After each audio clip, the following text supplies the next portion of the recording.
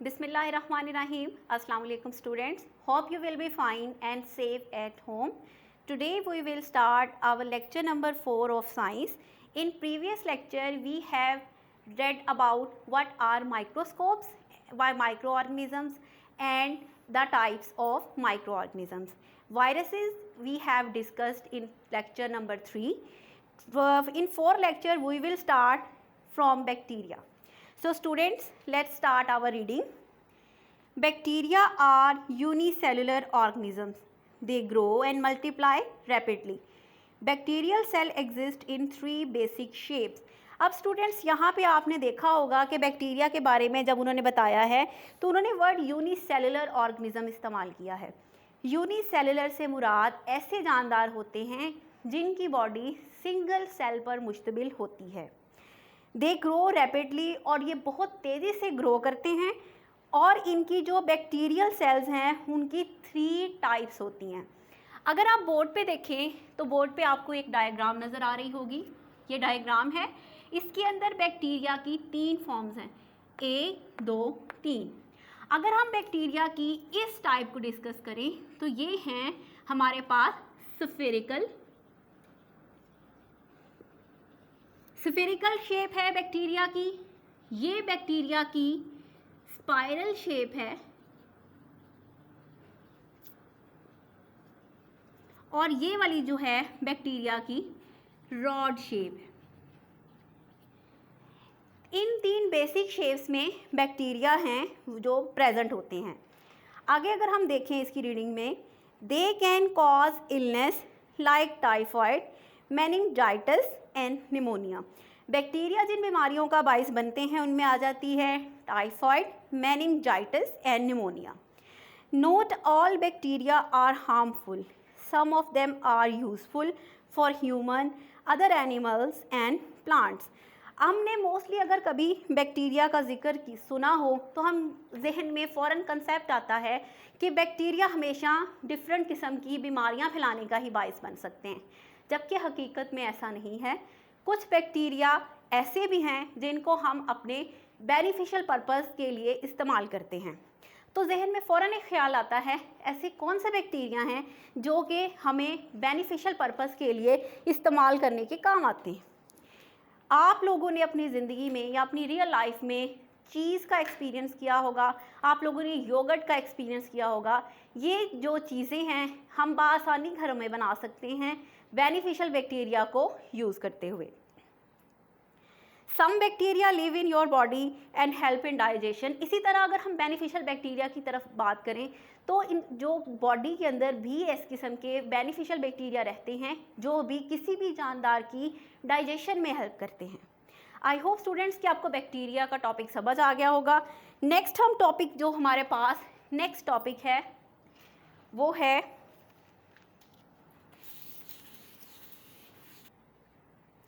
Next अब हम पढ़ेंगे फंजाई के बारे में. Fungi are unicellular and some are multicellular. हमने जैसे कि बैक्टीरिया की रीडिंग की थी तो हमने वर्ड उसमें पढ़ा था यूनिसेलुलर, जिसका मीनिंग आपको बताया था कि ऐसे जानदार जिनकी बॉडी सिंगल सेल पर मुश्तमिल होती है उनको हम कहते हैं यूनिसेलुलर. अब यहाँ पे जो हमारे पास फंजाई है, फंजाई की जो रीडिंग की है उसमें हमने 2 तरह की टाइप्स पढ़ी हैं, यानी कि फंजाई यूनिसेलुलर भी हैं और मल्टी सेलुलर भी. अगर यूनिसेलुलर का मतलब है कि सिंगल सेल पर बॉडी मुश्तमिल है तो मल्टी सेलुलर का मतलब होगा कि वो जानदार जिनकी बॉडी एक से ज़्यादा सेल पर मुश्तमिल हो. ऐसे तमाम जानदारों को हम बोलेंगे multi cellular. They can be microscopic and macroscopic, यानी कि आप फंजाई को माइक्रोस्कोप से भी देख सकते हैं. मींस कि उनका साइज़ इतना स्मॉल है कि आपको कुछ फंजाई आम आंख से नज़र नहीं आते, उनको देखने के लिए आप माइक्रोस्कोप का इस्तेमाल करेंगे. इनके कंपैरिजन में कुछ फंजाई ऐसे हैं जिनको आप आम आंख से भी देख सकते हैं, जिनको हम वैसे भी देख सकते हैं और उनके लिए हम मैक्रोस्कोप भी इस्तेमाल कर सकते हैं. यानी कि मैक्रोस्कोप से मुराद है कि वो हम उनको आम आंख से देख सकते हैं. Fungi includes a vast variety of organisms such as mushrooms, yeast and mold.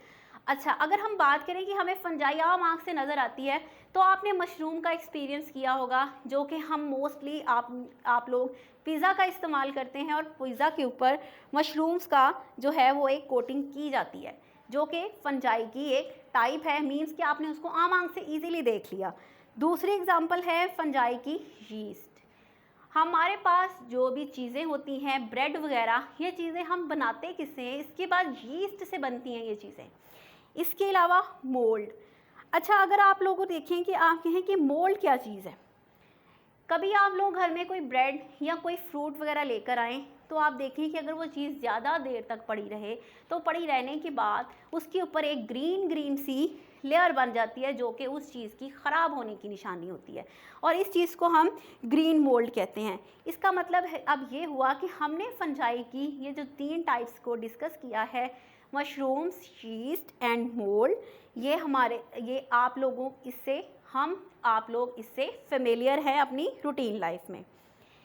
They can not make their own food, obtain their food from the other organisms on which they grow। अच्छा जी, fungi को हम discuss कर रहे हैं। Fungi के बारे में ये है कि ये अपना फूड खुद प्रिपेयर नहीं करती, यानी इसके अंदर ये एबिलिटी नहीं है कि ये अपना खाना अपने लिए खुद बना सके। ये अपना खाना हासिल करने के लिए जिस ऑर्गेनिज्म के अंदर फंजाई होगी, ये अपना फूड उससे इनटेक करेगी। इसके अंदर एबिलिटी नहीं है कि ये अपना फूड खुद प्रिपेयर कर सके। You must have seen green mold growing on stale bread and rotting fruits। यानी ये हम ऑलरेडी मैं आपको बता चुकी हूँ कि आप लोग ख़राब फ्रूट्स और ब्रेड के ऊपर भी जो ग्रीन ग्रीन चीज़ का आपने एक्सपीरियंस किया होगा, दैट इज़ एक्चुअली फंजाई। अच्छा जी, अगर हम डिस्कस करें, some fungi like mushrooms are edible but some are poisonous and so such not can be eaten. अब फंजाई की 2 तरह की टाइप्स होती हैं, ये पॉइजनस भी होती हैं और एडिबल्स भी होती हैं। एडिबल फंजाई की टाइप्स में आ जाते हैं मशरूम वगैरह, जो कि आप लोगों ने पिज़्ज़ा कोटिंग में उसको एक्सपीरियंस किया होगा। इसके अलावा जो इसकी पॉइजनस टाइप्स होती हैं, वो जो हैं वो खाने के काबिल नहीं होती। Some fungi obtain nutrients from dead animals and plants. These fungi are decomposers. Fungi decomposes biodegradable litter and makes soil fertile। अब यहाँ हमने पढ़ा कि फंजाई जो है वो अपना फूड न्यूट्रिएंट्स जो हैं वो डेड एनिमल्स और प्लांट से हासिल करते हैं। और क्योंकि हम पहले पढ़ चुके हैं कि फंजाई जो है वो अपना फूड खुद प्रिपेयर नहीं कर सकती। फंजाई जिस इंडिविजुअल के अंदर होगी, वहाँ से ये अपनी फूड इनटेक करेगी। इसी तरीके से कुछ फंजाई जो होती हैं वो अपना फूड डेड ऑर्गेनिक मैटर यानी डेड प्लांट्स और एनिमल से हासिल करती हैं। ऐसी फंजाई जो अपना फूड जो है वो डेड एनिमल्स और प्लांट से हासिल करें, उनको हम बोलते हैं डीकम्पोजर्स। फंजाई क्या करती है कि फंजाई उन एनिमल्स और प्लांट्स को, आपको पता है, जब डीकम्पोज कर देती है तो वो जो चीज़ें होती हैं ज़मीन का, मिट्टी का हिस्सा बन जाती हैं, जिसके बाद वो जो उस सॉइल को फर्टाइल बना देती हैं for the purpose of crop growing. Okay students, comes to next page. Decomposers अगर हम देखें असल में, तो decomposers what are in actual? Decomposers are organisms that break down dead and decaying organisms, and is doing so they carry out the natural process of decomposition।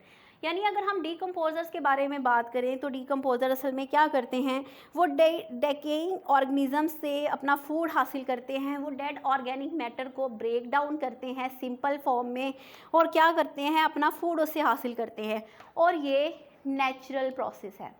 अगर पूरी दुनिया में अगर आप देखें कि आप इतने रोज़ाना की तादाद में सैकड़ों इंसान हैं या सैकड़ों पौधे हैं और सैकड़ों आप देखें एनिमल्स मौजूद हैं दुनिया में, रोज़ाना कई जानवर और कई पौधे ऐसे हैं जो ख़त्म हो जाते हैं।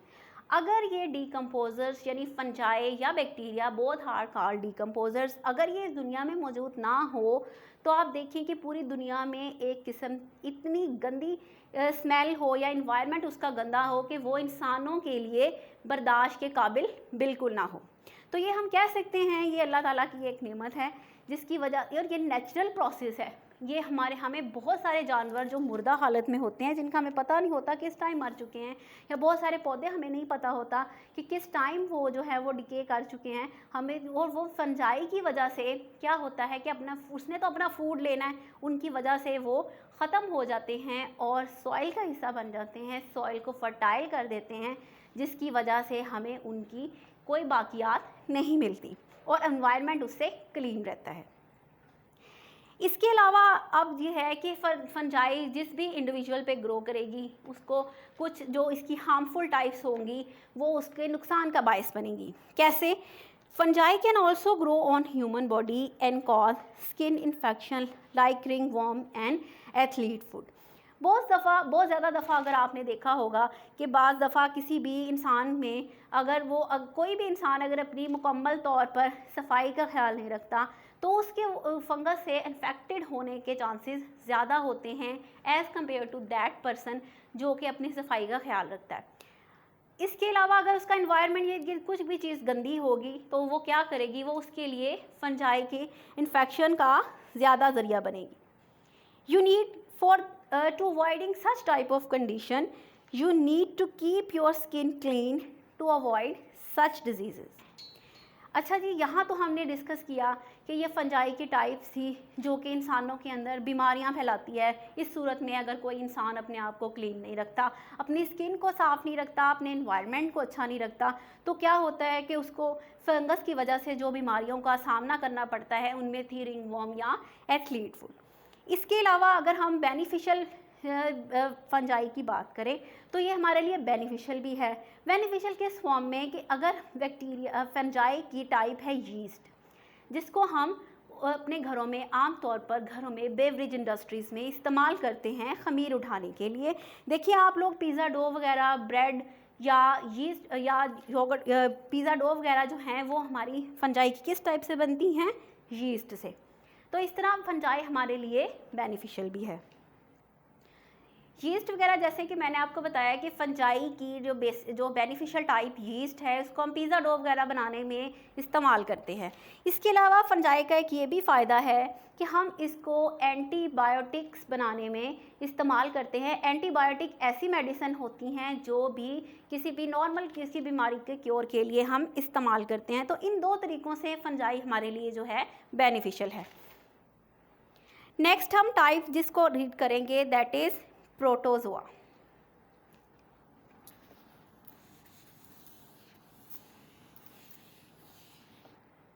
नेक्स्ट टाइप हमने जिसको आज अब डिस्कस करना है दैट इज़ प्रोटोजोआ। आप बोर्ड पे भी उसकी डायग्राम देख सकते हैं।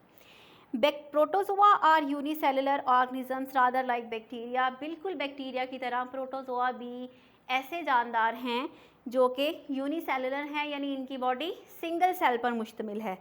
If they enter the body they can live and grow. अगर ये बॉडी के अंदर एंटर होते हैं तो ये अपने आप को ग्रो करना शुरू कर देते हैं और ये फिर ज़िंदा होते हैं। They grow in moist places are commonly found in water. अच्छा जी, इसकी जो मोस्टली हैबिटेट कंसीडर की जाती है वो है मॉइस्ट प्लेसेस, यानी कि नमी वाली जगह, और मोस्टली ये ज़्यादातर पानी के अंदर पाए जाते हैं। अगर कोई पर्सन ऐसा पानी पी ले जिसके अंदर प्रोटोजोअन्स मौजूद हैं तो इससे क्या होगा, उसको पेट की बीमारियां हो सकती हैं। जैसे मोस्टली आप लोगों ने ये जो मोस्ट कॉमनली जो दो डिजीज़ हैं वो प्रोटोजोआ की वजह से होती हैं, जिनमें से एक है डिसेंट्री और दूसरी है डायरिया। आप में से मोस्ट ऑफ द पर्सनस ने या बहुत सारे लोगों ने कभी ना कभी इन बीमारियों का एक्सपीरियंस किया होगा। और मोस्टली ये बीमारियां होती किस वजह से हैं? क्योंकि ऐसा पानी पी लेते हैं जिनके अंदर प्रोटोजोआ मौजूद होता है। आई होप कि आपको प्रोटोजोआ जो है वो अंडरस्टैंड हो गया होगा। नेक्स्ट टॉपिक है हमारा माइक्रो ऑर्गेनिजम्स एंड डिजीज़। हमने पीछे काफ़ी सारी टाइप्स पढ़ी माइक्रो ऑर्गेनिजम्स की, जिसमें हमने पढ़ा था आज के लेक्चर में बैक्टीरिया, फंजाई और प्रोटोजोआ। इन तीनों किस्म के माइक्रो ऑर्गेनिजम्स में हर एक के अंदर different mode of transmission of disease है, एक दूसरे से डिफरेंट होते हैं, डिफरेंट ऑर्गेनिजम्स पे अफेक्ट करते हैं और हर एक की जो है वो डिजीज़ एक दूसरे से डिफरेंट है। अब हमने जो मोस्टली देखना है कि माइक्रो ऑर्गेनिजम्स कैसी डिजीज़ जो हैं वो प्रोड्यूस कर सकते हैं। There are many diseases which make us ill, यानी बहुत सारी ऐसी बीमारियां हैं जो माइक्रो ऑर्गेनिजम्स की वजह से होती हैं और जो कि इंसान को, जानवर को या पौधों को बीमार करने का सबब बनती हैं। Some diseases are caused by the body does not get the correct supply of minerals, vitamins that it needs. They are called deficiency diseases. अच्छा, बहुत सारी बीमारियां किसी भी जानदार को इस सूरत में होती हैं जब उसको रिक्वायर्ड मिनरल्स या वाइटामिन्स जो हैं, जो बॉडी को प्रॉपर फंक्शन में लिए ज़रूरी हैं, वो उसकी बॉडी तक जब नहीं पहुंच पाते तो क्या होता है, इन चीज़ों की कमी जो है वो उस जानदार के अंदर किसी भी किस्म की बीमारी का सबब बनती है। अब वो ये प्रॉपर चीज़ें क्यों नहीं ले रहा, वो उसका अनहेल्दी लाइफस्टाइल हो सकता है, मे बी किसी ऐसी चीज़ का ज़्यादा इस्तेमाल हो, ज़्यादा ह्यूज क्वांटिटी में कोई चीज़ इस्तेमाल कर रहा है, उसकी बॉडी की जो है सिर्फ वही उसको ज़्यादा तादाद में मिल रही है, बाकी जो न्यूट्रिएंट्स जिनकी बॉडी को ज़रूरत है ऐसी फूड नहीं ले रहा, बैलेंस डाइट नहीं ले रहा, तो उसकी डिफरेंट टाइप्स की वो बीमारियाँ पैदा हो जाती हैं। ऐसी बीमारियां जो किसी भी चीज़ की कमी की वजह से जिस्म के अंदर पैदा होती हैं, इन बीमारियों को हम कहते हैं deficiency diseases. Some diseases are caused because a part of the body stop properly. अब जाहिर है जब किसी भी जिस्म के अंदर जैसे कि विटामिन्स की कमी हो गई, अक्सर सुना होगा कि इसके अंदर विटामिन्स की कमी है, कौन से विटामिन, कभी किसी के अंदर ए की कमी है, बी, सी या डी, किसी भी किस्म के विटामिन की अगर बॉडी के अंदर कमी है तो ऑब्वियसली जाहिर है उसका जो बॉडी फंक्शन है वो प्रॉपर नहीं होगा, उसमें कहीं ना कहीं लैक होगा, कहीं ना कहीं उसके अंदर प्रॉब्लम होगा। तो जो डेफिशिएंसी डिजीज़ हैं ये क्या करती हैं, such diseases affect the liver, heart, kidneys and other organs of the body. अब जाहिर है प्रॉपर मिनरल्स या प्रॉपर न्यूट्रिएंट्स अगर बॉडी तक नहीं पहुंच पा रहे तो उनका नुकसान किस सूरत में होता है, सम टाइम वो हार्ट के लिए डेंजरस हो सकती हैं, किडनीज़ के लिए डेंजरस हो सकती हैं, या और किसी भी ऑर्गन के लिए जिसके उसके रिक्वायरमेंट, उसको रिक्वायर्ड मिनरल्स नहीं मिल रहे, तो क्या होता है डेफिशिएंसी की वजह से ये अज़ा जो है वो प्रॉपर वर्क नहीं करते, और जब इनमें से किसी की फंक्शन के अंदर प्रॉब्लम होती है तो जाहिर है इंसानी जिस्म जो है वो प्रॉपर तरीके से किसी ना किसी काम ना करने की वजह से वो बीमारी का शिकार हो जाता है। अब चूंकि ये डेफिशिएंसी डिजीज़ हैं तो ये क्या होता है कि ये एक जगह से, एक पर्सन से दूसरे पर्सन को नहीं लगती, क्योंकि अगर एक पर्सन के अंदर विटामिन की कमी है तो ये ज़रूरी थोड़ी है कि दूसरा पर्सन जो उसके साथ मौजूद है उसके अंदर भी उसी विटामिन की कमी हो।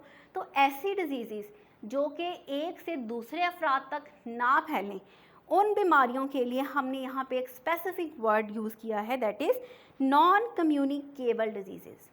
यानी ऐसी डिजीज़ कि अगर एक पर्सन को वो बीमारी है तो दूसरे पर्सन को वो बीमारी नहीं हो सकती।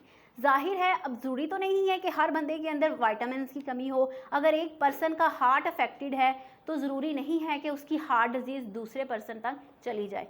तो ये बीमारी किसी भी इंसान की, ऐसी बीमारियां जो हार्ट, लिवर या दूसरे ऑर्गन से रिलेटेड होती हैं, ये सिर्फ उसकी अपनी पर्सनल बॉडी के अंदर किसी भी चीज़ की डेफिशिएंसी की वजह से होती हैं। ऐसी बीमारियों को कहा जाता है non communicable disease. Deficiency disease can be prevented by eating the basic foods.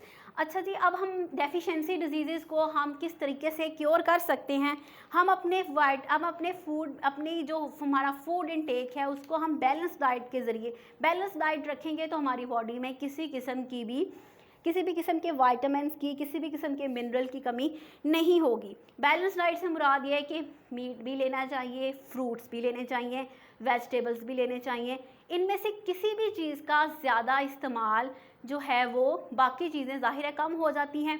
किसी भी चीज़ का ज़्यादा इस्तेमाल बॉडी के लिए नुकसान का बायस हो सकता है। लेकिन आजकल जो ट्रेंड है वो लोग बैलेंस डाइट की बजाय मोस्टली अनहेल्दी चीज़ों की तरफ जाते हैं। अनहेल्दी चीज़ें, जंक फूड, फास्ट फूड वगैरह, इनका टोटल नुकसान होता है। इन चीज़ों से अवॉइड करना चाहिए। अपनी लाइफ को अगर हेल्दी रखना है तो हमें बैलेंस डाइट लेनी चाहिए। अच्छा जी, हमने अब डेफिशिएंसी डिजीज़ तो पढ़ ली, नॉन कम्युनिकेबल डिजीज़। इसके अलावा अगर हम देखें तो एक और टाइप है जिसको हम कहते हैं कम्युनिकेबल इन्फेक्शियस डिजीज़। अब ये कम्युनिकेबल इन्फेक्शियस डिजीज़, इसका मतलब ये है कि अगर एक पर्सन को कोई बीमारी है तो उसकी वजह से दूसरे पर्सन को भी ये बीमारी हो जाती है। जैसे कि आजकल हमारे मुल्क में काफ़ी इस बारे में इशू है कोरोना वायरस के हवाले से, क्योंकि ये वायरल डिज़ीज़ है और वायरल डिज़ीज़ अगर एक पर्सन को है तो एक से दूसरे को ये इजीली अफेक्ट हो सकता है। तो इस किस्म की डिजीज़ को जो कि एक पर्सन से दूसरे पर्सन को अफेक्ट करें, हम कहेंगे जो पेट वर्ड इसके लिए यूज़ होगा वो है कम्युनिकेबल डिजीज़। और इसके लिए क्या होता है, These diseases spread from person to person and they are caused by microorganism entering the body. यानी कि माइक्रो ऑर्गेनिजम्स की कोई भी टाइप अगर ये इंसान के अंदर दाखिल हो जाती है तो कम्युनिकेबल डिजीज़ जो हैं वो एक पर्सन से दूसरे पर्सन तक अफेक्ट कर जाती हैं। तो स्टूडेंट्स, आज हमने जो रीडिंग की थी वो पेज नंबर 13 से पेज नंबर 15 तक, जिसमें हमने डिस्कस किया था बैक्टीरिया, फंजाई एंड प्रोटोजोआ, उनके टाइप्स को, उनकी बेनिफिशियल टाइप्स, उनकी हार्मफुल टाइप, उनसे पैदा होने वाली इलनेस और हम उनको किस पर्पस के लिए इस्तेमाल करते हैं, ये सारी चीज़ें हमने आज के लेक्चर में डिस्कस की थी। उम्मीद है आपको ये चीज़ें समझ में आ गई होंगी। फ़ी अमानिल्लाह, जज़ाकल्लाह।